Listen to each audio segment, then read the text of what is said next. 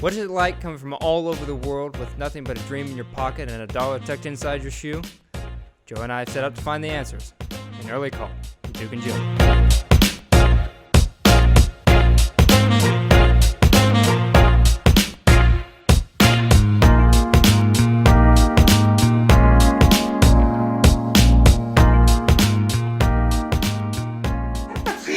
Welcome, everyone. We're joined by a special guest today. He is a colleague of mine. I greatly admire him as an actor. He's a wonderful star.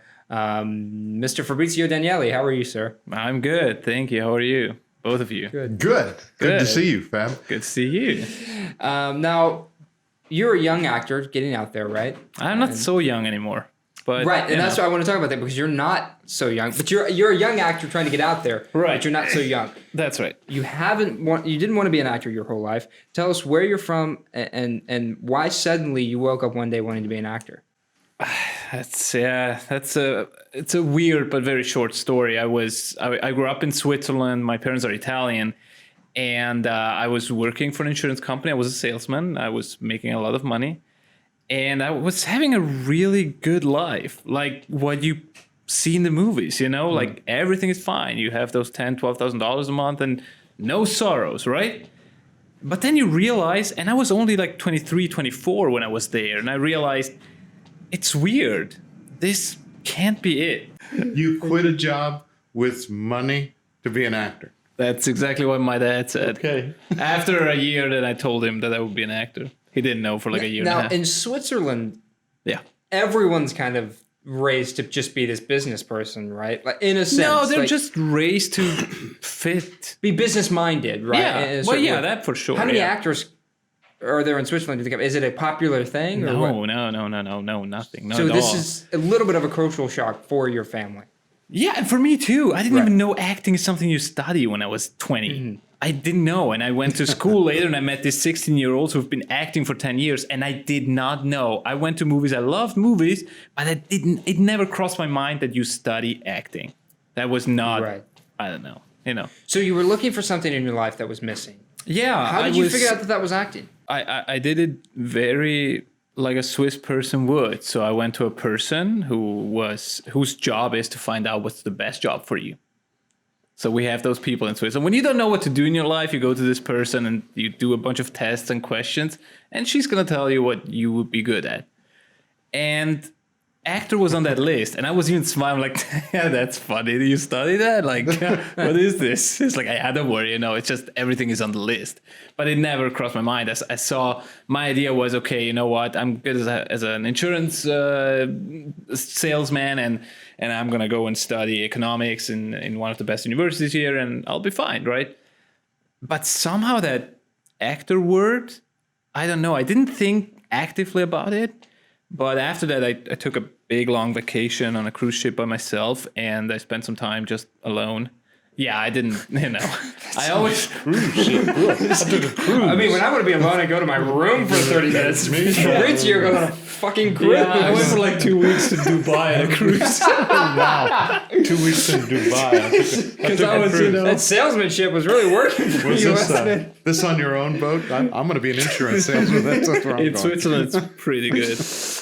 So, but yeah, it never exited my mind. Were there again. classes in Switzerland for this? I did after I came back, and I was like, you know what? I'm just gonna do something else. And I started researching acting, and I saw acting classes, and then I called them. I was like, so what am I doing? Like, yeah, I saw you audition. I'm like, what do you need? And it's like, yeah, write a scene, write a. Did they train you in Swiss? In German. In German. It's like standard American. There is like a standard German for like stage acting in Germany. Yeah, absolutely. And I showed up to that audition. I remember there were like 6-7 people for that acting class workshop. And they were like, yeah, my acting coach helped. I'm like, acting coach? You mean I just get up there and say I just wrote a like... scene and showed up like nothing, it was really weird. I had no pressure because I was like, yeah, Were you good? Let's see. Apparently, because he said, hey, this was really good, so you should work with us. And then I studied with them, and I realized that looking back, it's one of those moments when you can connect the dots when you look forward, but when you look back at your life, you're like, it made sense that this happened and I acted that way and that way and that way in that situation because it was always inside of me. Telling stories, it was always part of this, but it never came out. Yeah. I was good at being a victim with my parents, with my ex-girlfriends. Like, I was really good at making them feel bad for being angry at me. Does that make sense? Yeah. Yeah, like I was really good. I saw it in movies how kids, like when they go crazy and they're mad and they break everything down, and I would set up my room so it looks like I had everything thrown around, but I just set it up and I would just be in a corner and my mom would come home. Yeah. Wow. Yeah. Fab admitted he's manipulative on our podcast. Yeah. No. But that's interesting that kind of fueled you into acting. How did you decide that America is where you needed to be? The United States is where you need to be to train. Look, here's the thing. It doesn't matter. It doesn't matter what I will be doing in the United States. I just want to be here. If I'm not going to be an actor, if I have to go and swipe streets as a job, I don't care. As long as I can be in this country, that's all I've always wanted. My uncle, he's my godfather actually. He lives in Connecticut, and I was always so fascinated by Americans, right?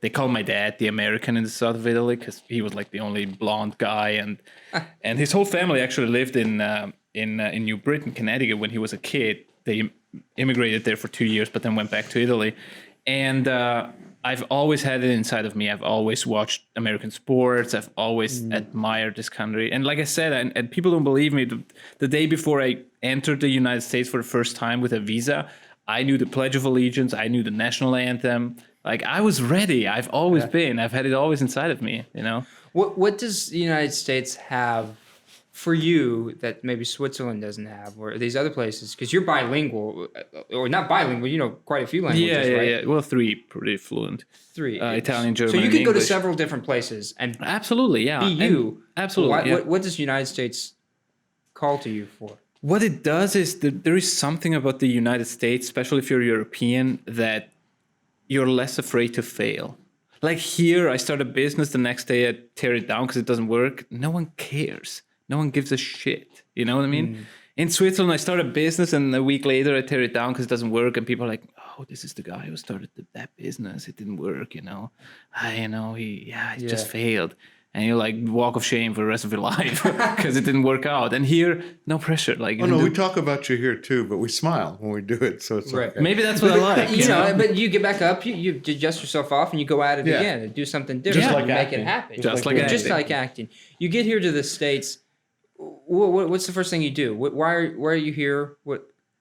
Well, I did come here to study acting. When I realized in Switzerland that this is something that I was good at and people would appreciate me doing it, and I've always been like this. When I get something where I'm really passionate about, I'll go all in, right? There is no plan B. There is no shortcut. I'm like, okay, where is the biggest market? What? Okay, Hollywood. All right, let's go. Pack our stuff. I don't think you can have a plan B with acting because with anything you can't have a plan B. Because if you're something that you're better at or that you can do just as equally, there's more of a likelihood that you're going to land a job in that field. If you can be a doctor, you're more likely going to be a doctor than an actor if you're good at it. Right. So it's like you're already kind of setting yourself up to fail if you take that initiative to have that backup plan. 100%. So why not? So you get to acting school. What's the biggest hurdle you have to overcome as speaking. Oof. Your accent? Oh my God! Still What to did you this say? day. Yeah, right. I'm sorry, I don't know. It's one of the things that makes me so self-aware. It's incredible. And you just made fun of him for But it. no, because it's something you can make. Jackass. I think I it's know. interesting. No, it's something you can make. It's an asset I know. because I know. nobody else can play those roles but you. It's an asset, but everyone tells you to speak standard American. So they're like, it's a good asset, but Well, because standard American is a good tool to have. But do you truly think you could ever achieve a full-on believable standard American? yeah, in like 5-10 years, for sure. Well, Yeah. in that time, what learning the standard American is doing is making your own speech clearer Yeah, as of you course. go And on. it took me a year of acting Yeah. school before I realized that maybe put a little less pressure on that, Yeah. But it's one of the hardest things. And when you say something And I mean, I have a YouTube channel where I make fun of me not knowing how to say certain words, because that's how I process things, like, okay, I have to start laughing about myself. You can't because laugh at it. What's the point? Absolutely. Right. Accent and speaking is the hardest thing ever. And then, when I was 27 when I came here. So again, you're in a class with 16, 17, 18-year-olds and you're like, I'm so behind. And you start pushing because you're like, okay, let me just work harder, right? Because that's what I do. I'm like, okay, maybe I'm not as talented. I'm just going to outwork you for sure. Like there's nothing life around experience makes the actor, not... Yeah, but everyone told me and I was like, yeah, they're just telling you to, shut up and keep paying and take the classes and then you're done. Yeah. So that's my, I don't trust them if they say, oh, you're good. I'm like, for all the money you pay for classes, you better trust somebody. Yeah, that's a good point. But it was definitely... It was tough because it took me a long time to be like, I think I'm actually good. I think people mean it. It's not just they're saying it. And also from where I started in acting school at the American Academy to where I ended, like I had 3 lines in my first exam play. That's how bad I was. Like genuinely 3 lines. And I ended up playing the lead in Moon Over Buffalo. And when that thing came out, everyone's like, oh yeah, of course, Fab. I'm like, what do you mean, of course? Like, why am I playing this? So many other people would be probably better, So it's kind of rewarding to see that people appreciate your hard work and see that you're actually good. And then you start believing it because that's what you actually have to have inside, I think. You have to have that after Moon Over Buffalo, I'm like, that's it. Hollywood is mine. That's it. No, seriously. I've done one play. Hollywood belongs to me. I've done one lead in acting school. One of the things there's no limit anymore. One of the things, and I talk about this, one of the reasons I love you, and I've said this several times before, you remind me of Al Pacino. One of those things, the reasons I love about him is even if he misses a beat, even if he's not on, because he doesn't get this moment, right? He didn't get that. He has this enigmatic energy that just makes you love watching him. And I think you have that. And it comes from him? It comes from him. Oh, no. And I don't know how.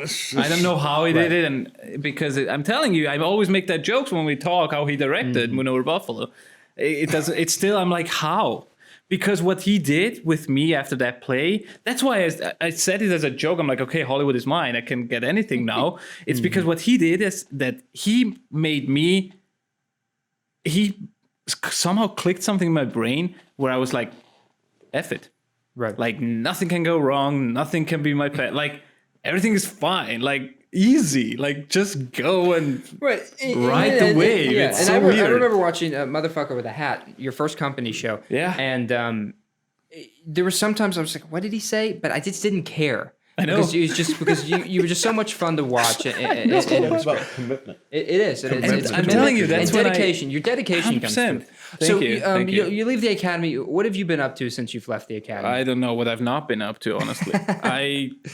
When sleeping. You haven't been sleeping. Not much, no. But I don't need it. In Switzerland, and this is, people don't believe me. I would wake up around 10 a.m. I would go to the lake, work from the lake, have lunch at the lake, then go home and shower, then go back to my office for 2 hours, and then probably finish around 4 p.m. And that was my day for 5 days a week, no Saturdays. Maybe Friday sometimes we would go golfing, not too much work. For a whole month. And then $10,000, $12,000 would come in at the end of the month. So that was my work there. And I was good at what I was doing, but I didn't overachieve or anything. I don't want to be an actor. I want his job. So what happened is when I got here is, you know what? I'm in the US. I have this limited amount of time to create, to get stuff done because of my visa. I'm going to sleep when I'm back in Switzerland. I'm going to sleep when I'm waiting for my new visa to come. He's going to hibernate. So, I started my own YouTube channel, production, YouTube, short films, feature film we're working on. 150 emails to agents and managers and casting director workshops and commercial workshops and everything. Literally stage managing and editing and producing. Right. And one of the cool things that, and I admire about you is that each one of those things you just listed each one of those things you just listed, you have become almost a master at.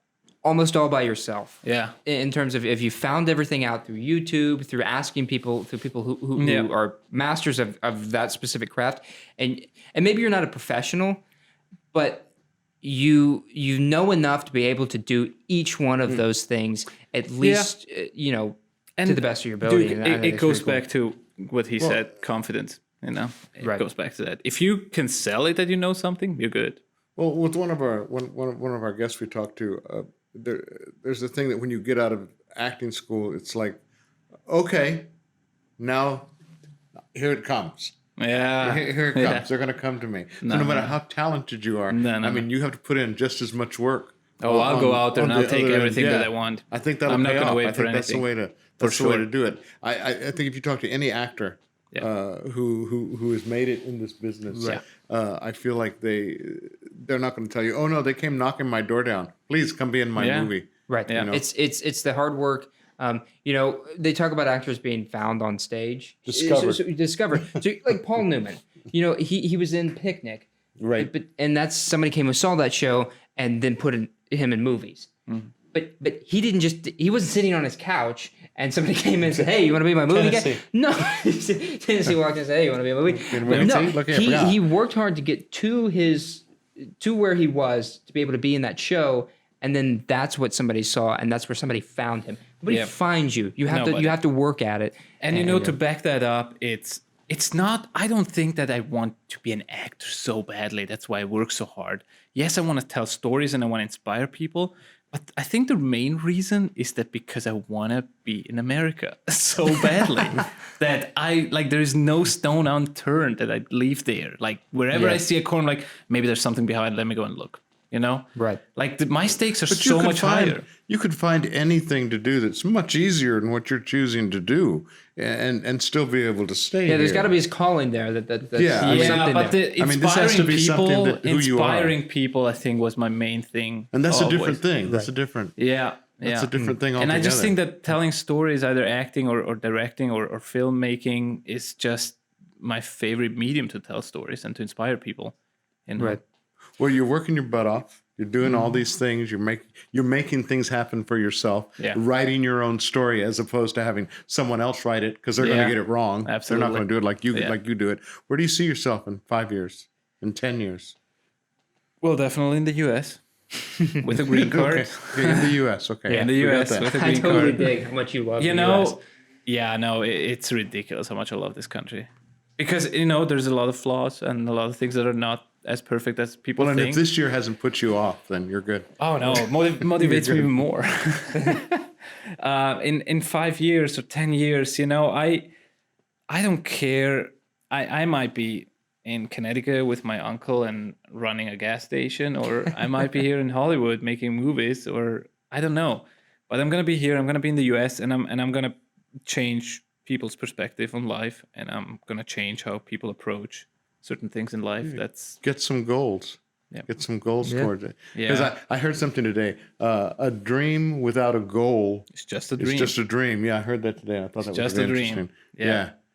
Yeah, I heard it from Denzel Washington, I think. I don't know who I heard it from. I have it on my website, actually. It says, I think I'm crazy enough to believe that I can change the world. Yeah. Good for you. Yeah. Good for you. That's great. So where can people find you? Well, also, I should say you're the producer of this podcast, and we greatly appreciate all the hard work. So we kind of had the interview. Yeah, we kind of had to. Yeah, right. Like, he was going to leave. because he's the boss. Well, I don't know if he's the boss. I'm going to say that. Yeah, kind of, right? I don't do anything without running by him. Let's put it that way. That's a good sign. Where can people find you? They can find me on Facebook, Instagram. They can go and watch my YouTube videos. Like I said, if you want to laugh about me butchering English-speaking words. What's the YouTube channel called? youtube.com/c/Fabrizio Daniele. And say that slower. I hate the name. the name. It's man. No, we want to know your name. /C. You know what, Joe? I know you're not versed in how we do these things, Joe. But when you edit the video, you can put the little in the little lower thirds. You can put like the signs, and so they'll see it as he's saying it. And they can even pause it. I know, it's hard to believe, Joe. Get off my lawn. Just get off my fucking lawn. What's your Instagram and Facebook? I am Fabrizio Daniele. One word. I know you are, but what's your... Oh, okay. Oh, Bazinga. It's been great to have you. Now Thank go get you. behind the desk and do some work, please. Thank you so much. I will. Thank you, Fabrizio. Thank you. Fun. Always Thank good to see you. Yeah. Thank definitely. you. Thanks for watching.